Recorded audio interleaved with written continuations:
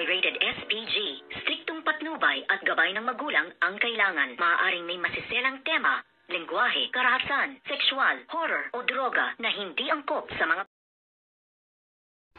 Good evening mga kachikas and welcome sa aking munting channel. Ito na kaya ang pagkakataon nito ngang si Mayumi na makatakas na kaya sa kamay nito ngang si Soraya habang ang hostage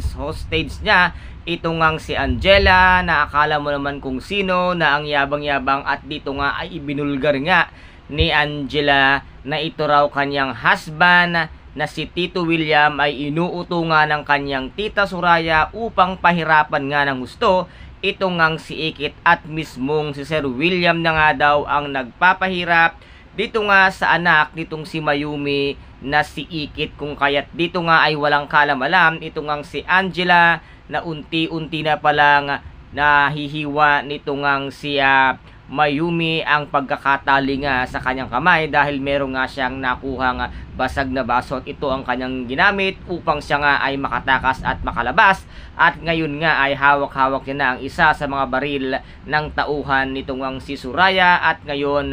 ay hostage niya na ito ngang si Angela. Ito na kaya ang pagkakataon nito ngang si Mayumi na makatakas nga dito sa kamay ng mga tauhan nito ngang si Soraya at ito na rin kaya ang magiging katapusan ng kasinungalingan nito ngang si Soraya na ngayon ay kung sakaling tuluyan ng makatakas ito ngang si Mayumi ay siya mismo ang magbubunyag sa lahat ng kalokohan at kabulokang ginagawa nito ngang si Soraya at